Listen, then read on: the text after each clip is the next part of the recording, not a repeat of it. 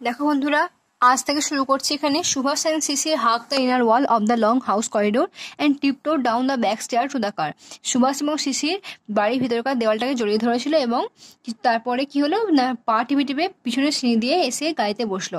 Subhash SAT in the back, Subhash পিছন থেকে বসেছিল। সিসি ড্রোভ দ্য কার, সিসির গাড়িটাকে চালিয়েছিল।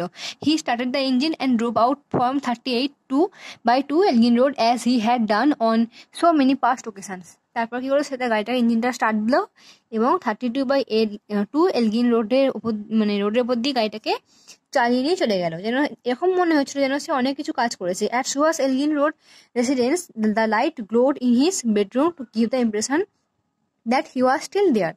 সুভাষের যে এলগিন রোডের বাড়িটাতে আর কি, তখনও লাইটটা তিনি জ্বালিয়ে রেখে গিয়েছিলেন, এটা দেখানোর জন্য যে তিনি সেখানেই আছেন। অ্যাজ ক্যালকাটা স্লেপ, যখন পুরো কলকাতা ঘুমিয়ে পড়েছিল, uncle and nephew crossed Howrah bridge and went beyond the city প্রিসিংটস।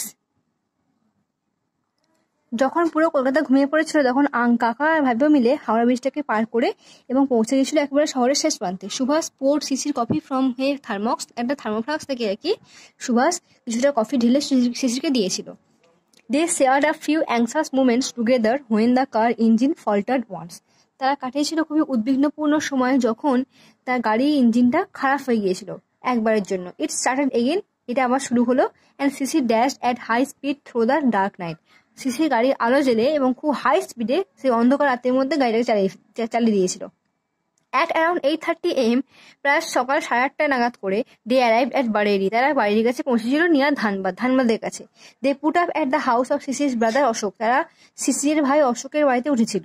Subhash kept his disguise on as Mohammad Ziauddin and said he had come on insurance business and was given a room to rest during the day.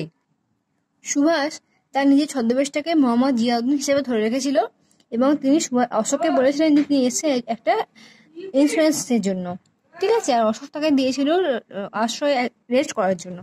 They met and talk in the evening and had an early dinner. তারা কথা বলছিল এবং সন্ধ্যা পর্যন্ত, এবং তাড়াতাড়ি তারা রাতের খাবারটা খেয়ে নিয়েছিল।